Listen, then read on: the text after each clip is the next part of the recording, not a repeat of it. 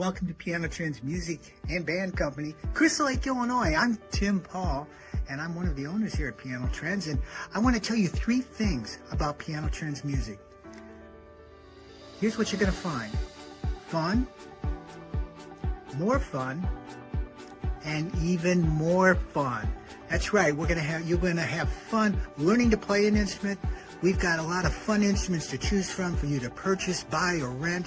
And we have fun repairing your own instrument to get it up to snuff just for you. And your timing might be just perfect when you come visit us for fun. We might just have a live jam session going on with lifting spirits through music. And you're welcome to join us or just watch. Plus, you never know who's going to show up at Piano Trends Music. You know, like this guy. PianoTrends.com. We'll see you soon. What's up, everybody? Drew Cappuccino here. Hey, listen, another great episode of Around the Piano with Tim Paul here. Hey, listen, that commercial for Piano Trends, let me tell you something. If you're looking for a piano, which I know you are, feel free to reach out to pianotrends.com. Get a hold of Tim. He's got lots of pianos on site. They're always moving too, Tim. You always have them. I don't know how you do it. They're like pieces of furniture. But 20-year-old piano movers. That's how we move them around.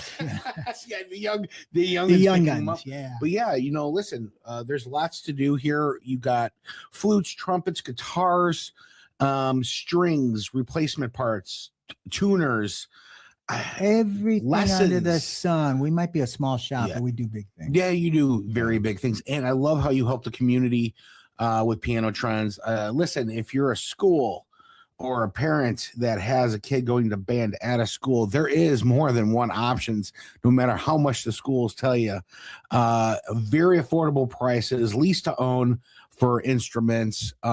Tim is always here to work a deal. He's always about the community. I've seen you give instruments away to people who really are in need. We do. We do that. It's about giving to the community because the community is always giving back to us. It comes back to take care of each other, right? Yeah, I mean, that's just how it is.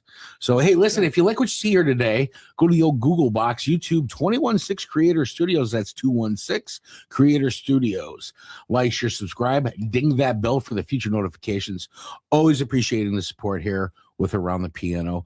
We got back from NAMM not too long ago. I am up to my eyeballs in editing for NAMM.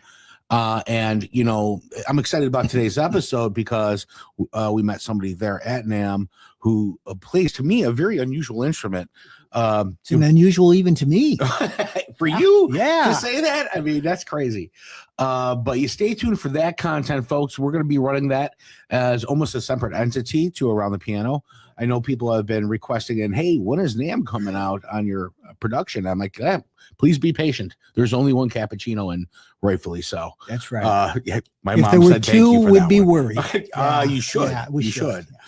Yeah. Let's bring in our guest. Let's do that. This is a wonderful musician, and he plays an unusual instrument, and I believe it's called the stick. So it's kind of guitar-like. It's kind of not. It's a stick. It's a stick. Yeah. But we're going to find out. So we want to welcome Tom Griesgraber. Did I pronounce that right, Tom? No. Good job. Oh, that's not.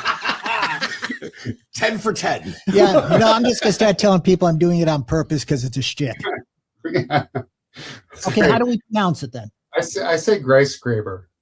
Griesgraber. Griesgraber. Grice. You screwed it up like 5 times in a row. Yeah. You know what? We could do a whole podcast just on my name.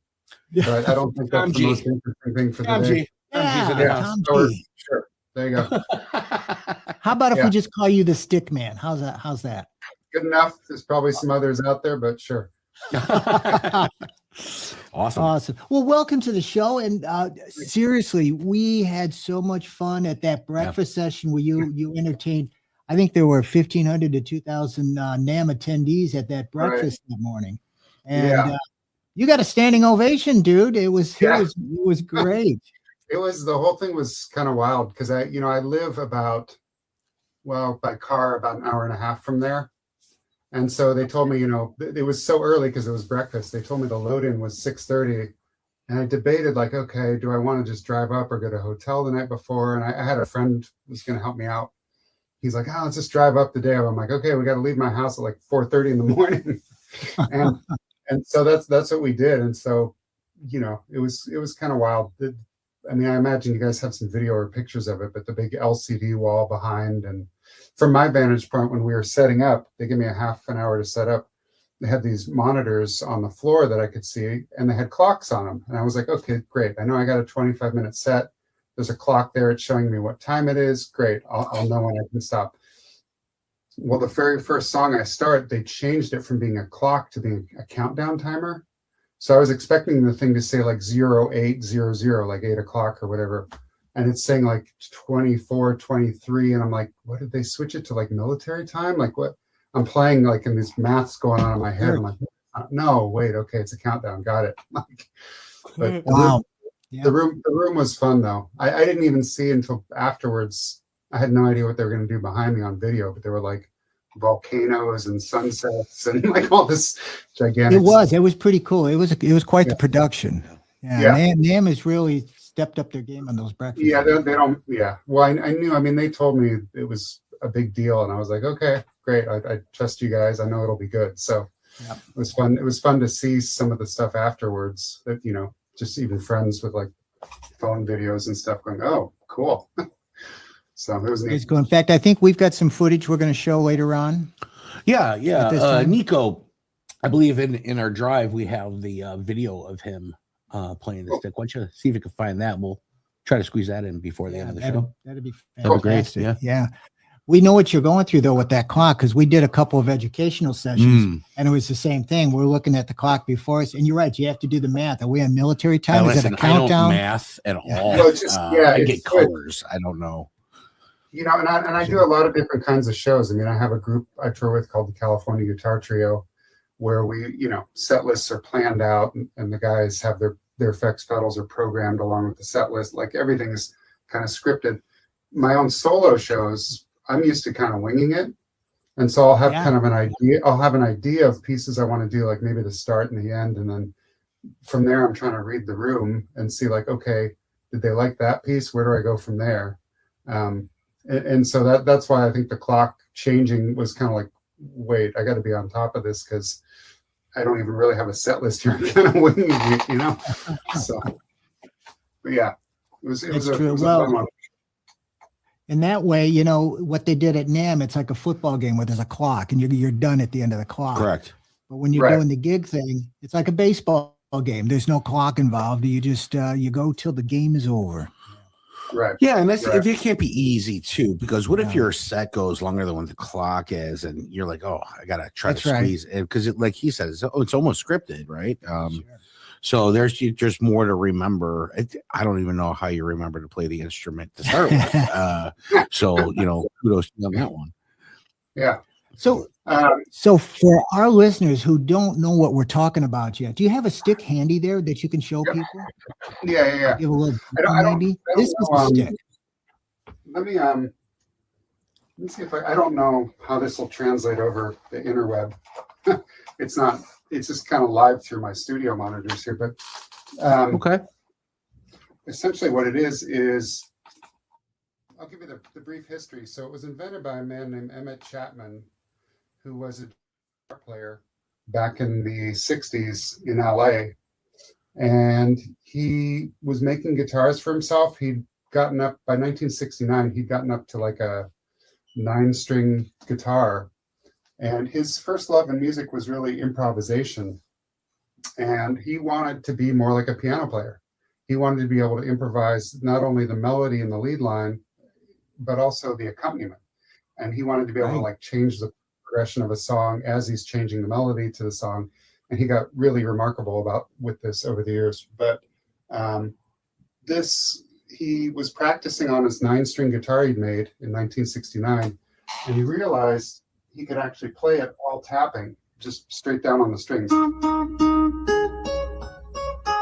Yeah. And as soon as you do that, you're free in both hands like a piano player. You can play notes in both hands. So he set about figuring out, well, how do I make the instrument work best for that technique? And he was the first person we know of to play with both hands as equal partners perpendicular to the strings. There were some guys before him that maybe tapped one note at a time, kind of Eddie Van Halen style. Sure. But he's the first that we know of that played it in both hands, perpendicular to the strings. And so by 1974, he actually had his first production run. Let's see if I can back this up there. And he started selling them out of his house. And he also came up with this really interesting tuning where this particular one, they make them with different numbers of strings, different tunings. This one is 12 strings. I have 6 that go up from the middle this way, tuned in fourths. And 6 over here that start in a low bass range and come up tuned in fifths. Whoa. And so you think, what's that all about? And it's the fifths allow you to get low bass notes. You're in the bass range.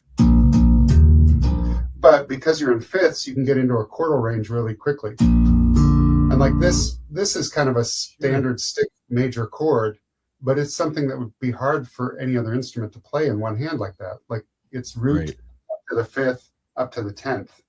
So even, for a piano player's left hand, you'd have to have pretty long fingers to grab that, I think. But for us, that's a small voicing, and you can do other chord voicings that are over 2 octaves. And so you're kind of covering bass and chords in this hand. And then the other hand, it's kind of off camera right now, but is free for melodies. And the fourths over there work better for scales the way they do on guitar. Yeah. And the real kind of mad scientist level genius of the whole thing is that fourths and fifths are inversions of each other. So the instrument is really set up to be like a blank musical slate where if you learn the shape of a major chord on one side, it works on both sides. It works anywhere on the instrument. It's not like piano where you have different fingerings for different chords. Every chord is the same physical shape in either tuning. It's just that one side, if one side is going, like this chord I played, root up to the 5th, up to the 10th. If I play that on the other side, the low note would actually be here. Like the 3rd of the chord would be the low note and the root would be the top note, but it's the same physical shape. Huh. That's fascinating. I wish my piano did that. Did you have to transition from like guitar to coming? What brought you to the stick? Yeah, I played piano as a kid. I had 5 or 6 years of lessons or something. Transitioned to electric guitar in high school, and then majored in guitar at Berkeley and got undergrad degree there. But it was about a year after I graduated. I actually went to the NAMM show, and the guy who's easily the most visible player of this instrument is a guy named Tony Levin, who's probably the world's most recorded bass player. He plays bass, he plays Chapman Stick, lots of variants of that, of those. But he's best known for having worked with Peter Gabriel and King Crimson for years. But he's played with like everybody: John Lennon, Paul Simon, Ringo Starr, Stevie Nicks. The list is crazy. But it was the NAMM show in '97, and it was one of those kind of after hours, like, manufacturer sponsored events where he was playing with a trio. He had a flute player named Steve Gorn and a percussionist named Jerry Murata playing with him. And they'd actually recorded an album in a cave in upstate New York. They went in and played this music that was largely improvised in a cave. And if you think about what things sound like in a cave, like if you play a lot of notes, it's going to be just blurred out from all the reverberation, right? So he was playing these fairly simple riffs, and I was watching his hands. I gotta find where this is. I haven't played it in years. But I'll always remember, like, let's see if I can angle this a little better. So he was playing this little riff.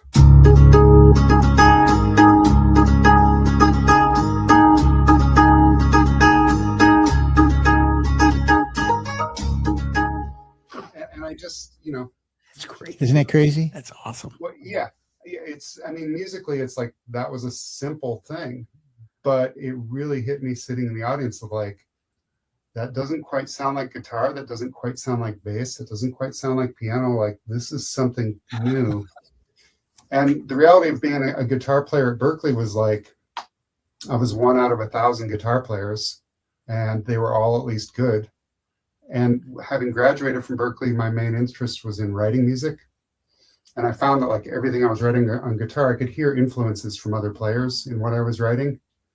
But the stick was like so different and so new that like, I was like, I'm going to get this as a side instrument. I thought I would just be a side instrument, but I pretty quickly found like it was easy to write things on this that didn't quite sound like any other music I'd heard.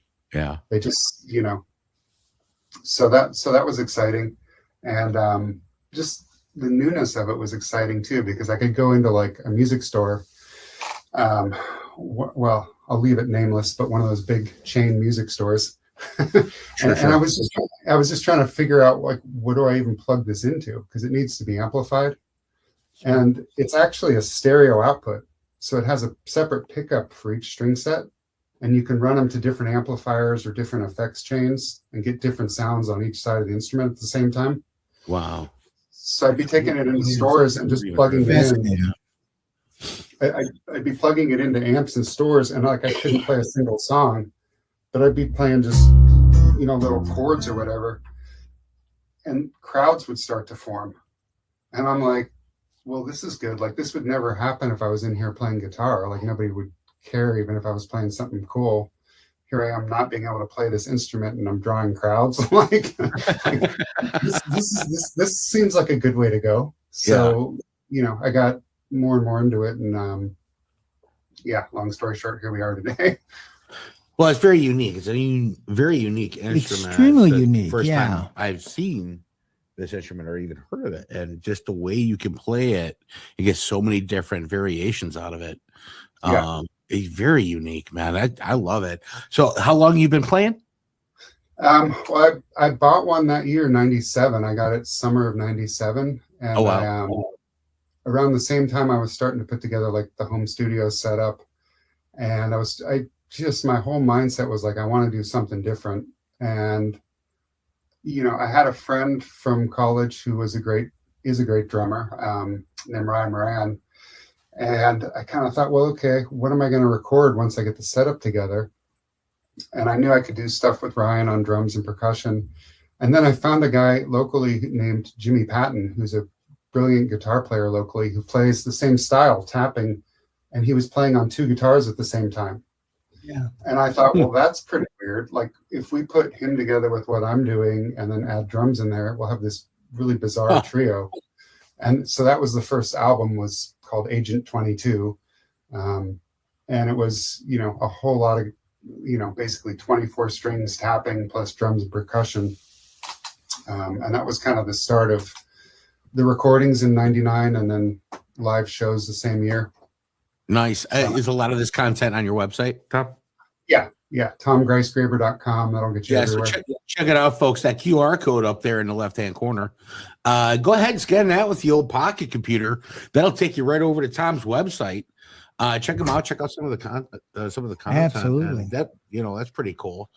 It's very good. Now we could probably even pull that website up too, Nico, if you want. So when you saw him at NAMM, what were the thoughts on this? I mean, you've been in the business for a long time. Well, I have, and I had heard. I was aware of the stick. Hey, hello there, little buddy. That's Joey. He likes to be on everything I do. So here he is. That's okay. That's awesome. Yeah, no. Welcome to the show, bud. So you're going to play the stick yourself someday? Yeah. There you go. There you go. Making millions for Dad. That's what you got to be out there doing. Yeah. So, I mean, listen, between the perfect haircut that Tom has, because obviously I have the same cut. Obviously, yeah. And the talent that he has, and obviously a beautiful kid. He's already won the game. Well, you got beautiful kids too. I do. Yeah. Yeah, the mailman. Well. Yeah. Well.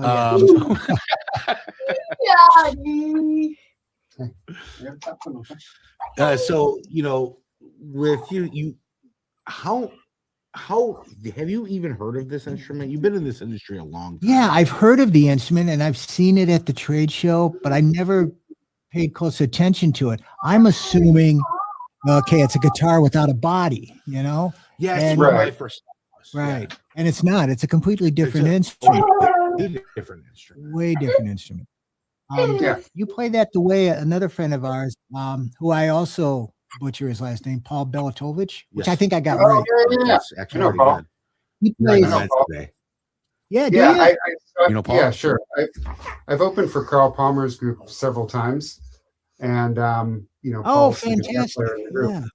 And then actually, one of the first times I opened for him, the bass player in the group, Simon Fitzpatrick, was just playing Uh-huh. bass. And it was funny because Carl Palmer told me backstage, he's like, when I was putting this group together, I was thinking of having a stick player.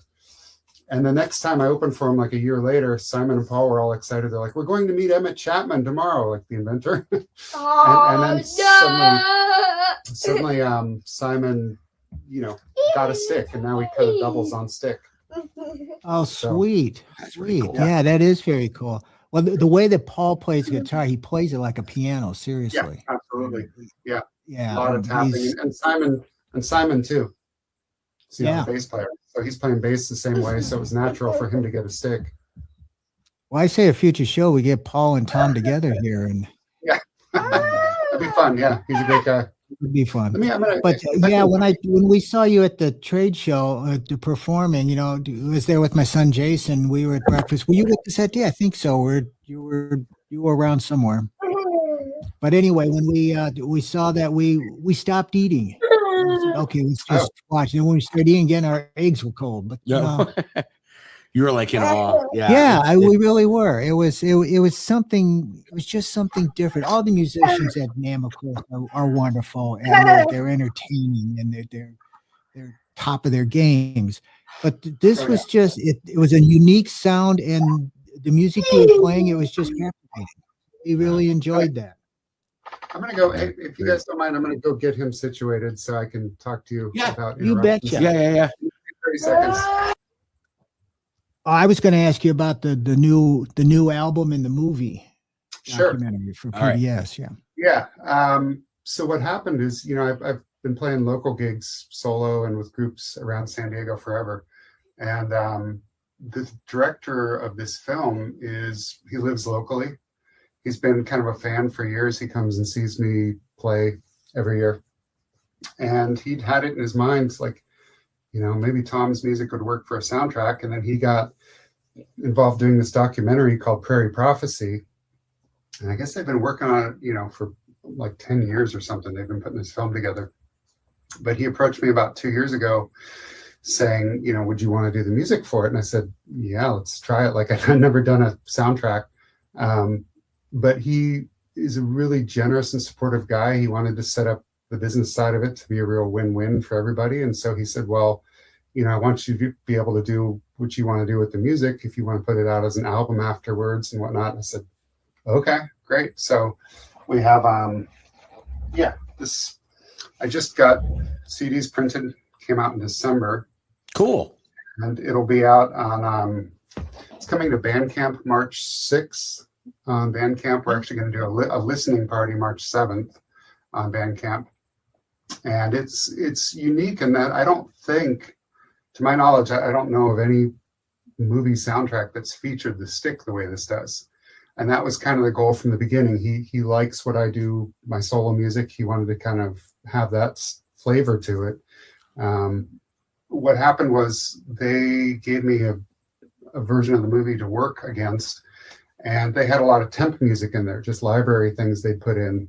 And as I was listening to that stuff, a lot of it was, I would say, sort of modernized orchestral music, like orchestral strings and things, but with some effects, and you'd hear backwards sounds once in a while and stuff.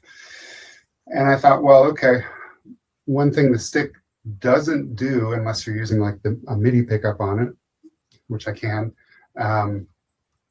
is that kind of infinite sustain of like a violin or a cello or something. And they had some pieces that had some like pretty long notes in the temp music and slow tempos. And I thought, well, there was no requirement for me to copy the temp music, but I kind of started from a place of like, well, what's the tempo of each piece? Because I could tell that they were editing video to the music, which meant that like the cuts were landing on certain beats. And I thought, well, if I just start with the same BPM, beats per minute, and right around that, you know, then those edits will kind of line up where they should. And, you know, but I kind of thought, well, okay, what can I put with the stick that would give me the option of long notes? And so I wound up diving into analog synths, specifically like Sequential's Prophet 6, and like I have actually Moog Taurus pedals and some other Moog stuff here, and a lot of that's on there. And then also I dove into the world of orchestral samples. So like I wound up using kind of a small, I'd call it a chamber string section of violin 1, violin 2, viola, cello. And it was a real debate because I'm like, I've never heard the stick with an orchestra.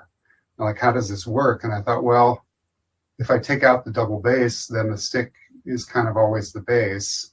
And then you have kind of this interplay of like, well, the cello versus the stick, and like being able to trade off who's in that register. I learned some interesting lessons, thanks to Nam again, about tuning. And I had this sample pack. Well, I got a bunch of them, but you know, these high-end orchestral sample packs, and there was something where I was like a low F on a cello that just sounded totally out of tune. Like I had the stick and the cello playing together, and I just heard this thing, and it was like, that's weird. And I wound up talking to, I don't know if you guys know Peterson Tuners. They're at NAMM every year. Yeah. So I've been friends with Peterson, John Norris and company there forever. And I guess it was not this NAMM show, but a year ago, I was really getting into the writing, and I was talking to him, and I'm like, I can't understand why this company put out this cello that had this sample that was like 15 cents out of tune. And he's like, well, it's probably based on how cellists tune, because cellists tune to pure fifths. They're not tuning to equal tempered fifths. And so if they tune their high A to the orchestral A, and then each string is, you know, like a couple cents low as they go down string by string, and you put that against the stick. Anyways, I'm getting into the weeds here, but it was a fun project of merging kind of what I do with a bit of an orchestral mindset. And really, I always loved film music that had themes to it. You know, I grew up as a kid a Star Wars junkie, and so all the John Williams stuff. Yeah, same here. Where like every character has a theme that comes on. And even though this was a documentary, I was like, can I do that? Like, you know, and then the director was into it. And so I kind of did that. I like, one of the big themes I had was even just instrumentation, where the film Prairie Prophecy is about these environmentalists who are working to kind of solve this discrepancy between nature and industrialized agriculture, and how really industrialized agriculture is doing some things like using up soil, that soil is actually a non-renewable resource. And so by some estimates, they're saying, well, we may only have 60 harvests left where we're going. So I thought, well, okay, I can use, you know, what's a little more synthetic instrumentation like the analog synths when they're talking more about industrialized things and sort of the problems. And when they're talking more about nature or the ideas, the solutions science is coming up with, I'm going to feature the stick more and the strings more. And so I wound up having certain themes that you hear them first and maybe they're on the synths, and then you hear them later and they're on the stick, or they kind of get developed, or different pieces kind of sounds funny to say, different pieces get crossbred, which is kind of what they're doing with plants. No, that makes sense. You know, so it was a lot of fun to work on. And yeah, it's like I said, the movie is in theaters right now. You can check out their website, prairieprophecy.com, and they list where it's screening and what festivals it's in and things. And then starting in April, it's supposed to be on public television just all over the country. So how exciting. That'd be fantastic. Yeah. I'm going to watch it with a different set of eyes and ears. You know what I mean? Yeah, for sure. Now you're looking deeper into it. Exactly. Right? Yeah. More than it's just being in the background or something. Yeah. Well, And it was funny because I wound up doing the mixes myself for the music. I would send it off for the movie. I send it off to a sound designer who put it in with the dialogue and sound effects and stuff. But I wound up having to do like 3 versions of it because there's the theatrical version, which the film is about 93 minutes and it has 19 tracks of music on it. Then there's the CD version, which I took those 19 tracks and I found 2 more that were like versions I made of things that they then decided, oh, we need a little different feel here. And so I used those as like bonus tracks. So the CD actually has 21 tracks.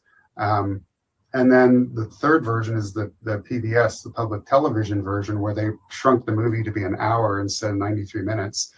And so that wound up having 18 tracks of music, and a lot of them are slightly shorter and things. So yeah, it's crazy. I can almost do like a box set of this thing. It's so many pieces. Yeah. But it's fun. I think the CD came out really well. I mean, I was able to remix the music just for the CD, and we did high resolution 24-bit 96K version of it as well. You can get online. But kind of remixed it just for that listening experience, like when there's no dialogue, there's no sound effects, and really just focus on the music for that version. But we put the tracks. I put the tracks in the same order that they are in the movie because, as I said, there's these themes. And so things develop. You might hear like track 3 is a fairly simple thing, but then you hear it, 10 tracks later, and it's like a little more developed. A couple tracks later, it's totally morphed. And so I thought, well, let's just keep it in the order of the movie, and then you can kind of hear that development if you listen in order. Follow along, sure. Yeah. It goes hand in hand. Yeah. Wow, that's fantastic. There's a lot of science in here. There's a lot involved. Music is math. Well, it is. Yeah. Obviously, once again, I don't do math very well. Yeah. You don't do music that well. I don't. But, therefore, music. I just get colors when I put numbers together. I don't know. Hey, do we have that footage of Tom at the NAMM show by chance? We do not. So we'll get that later. But we actually have a video from, if it's okay with you, if we play a video from your website. Okay, sure. All right, let's bring that on real quick. This is from my first solo CD. This is something called Waking the Day. This is an oldie.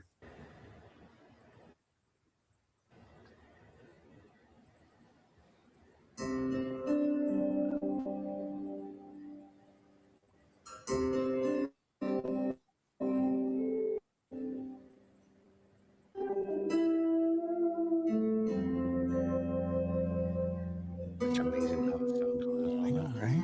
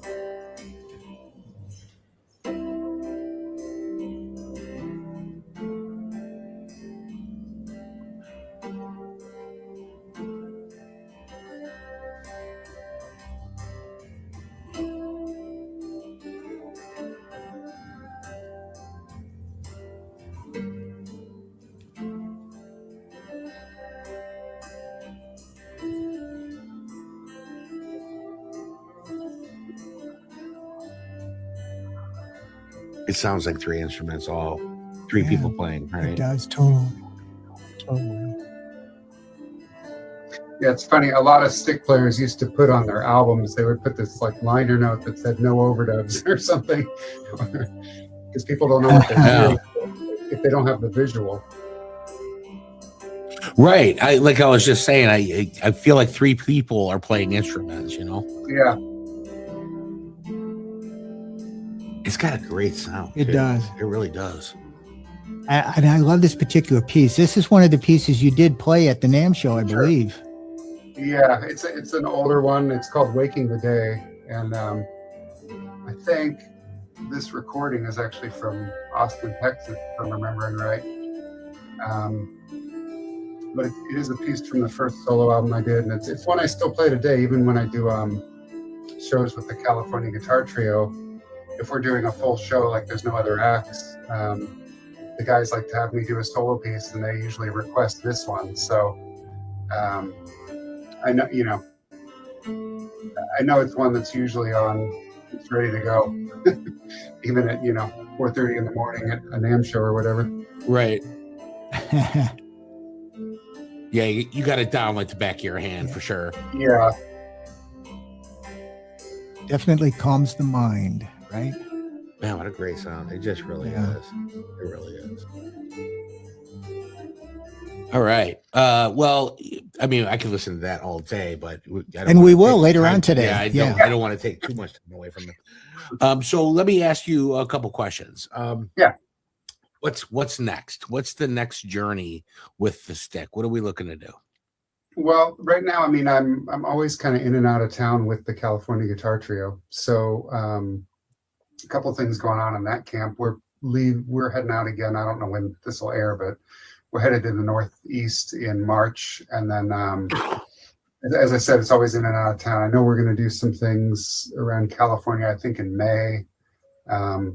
We've got things on the books all the way until November at the moment, different areas of the country. But we're also working on a new album there.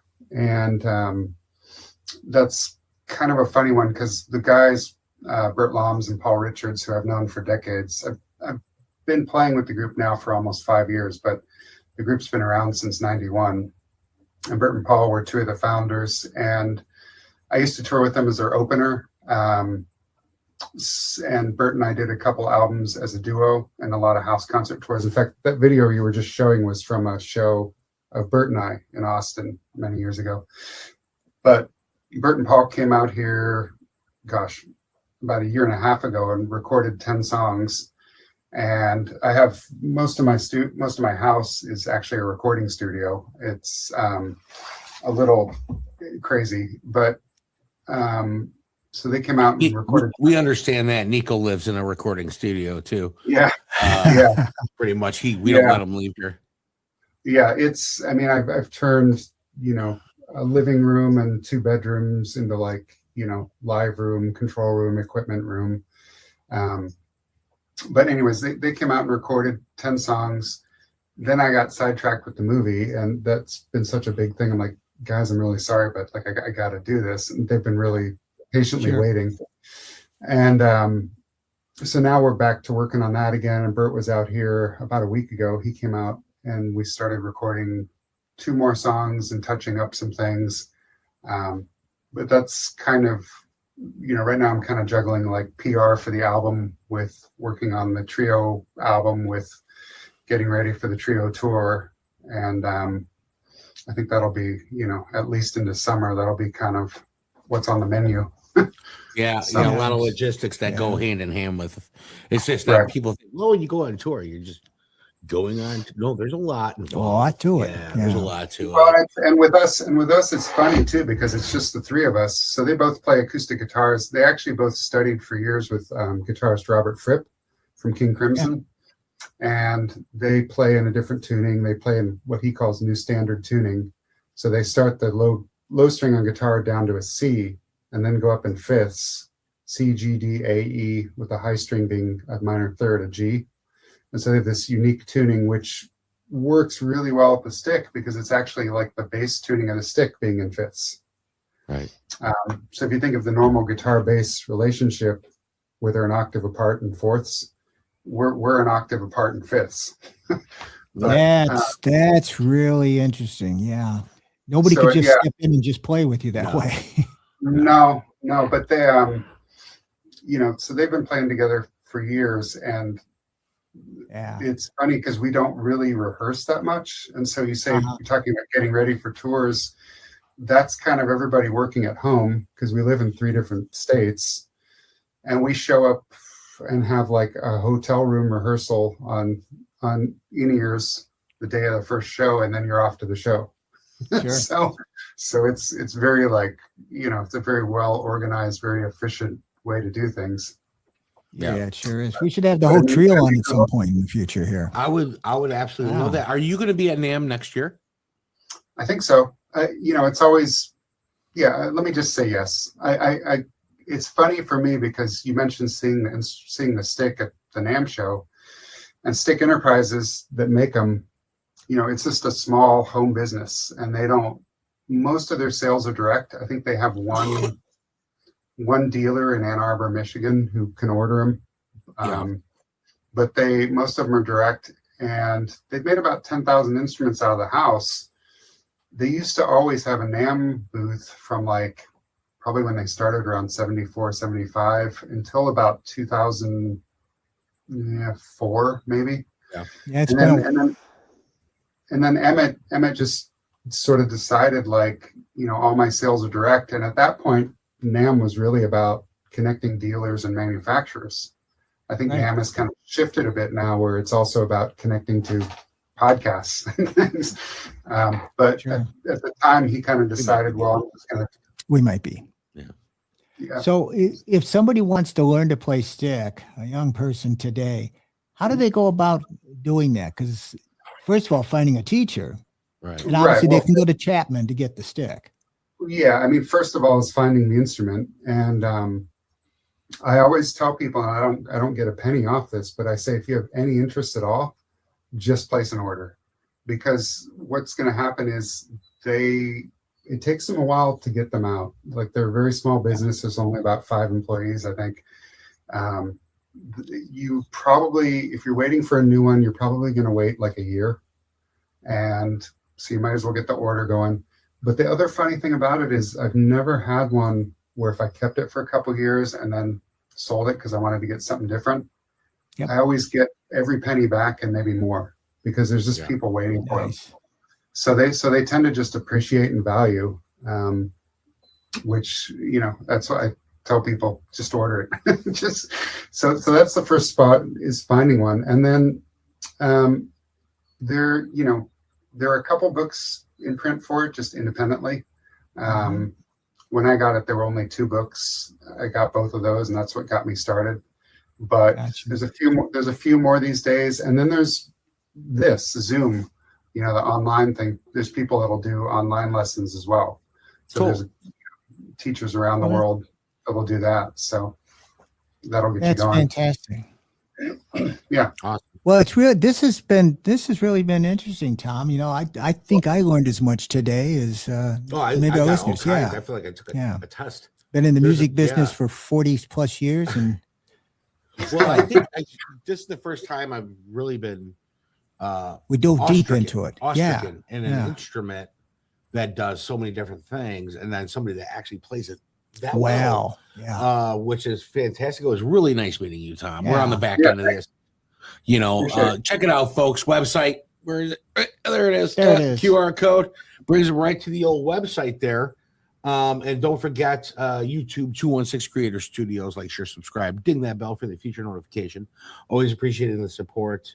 I'm Drew Cappuccino. And I'm Tim Paul. So smile, be kind, and Keep on keeping on.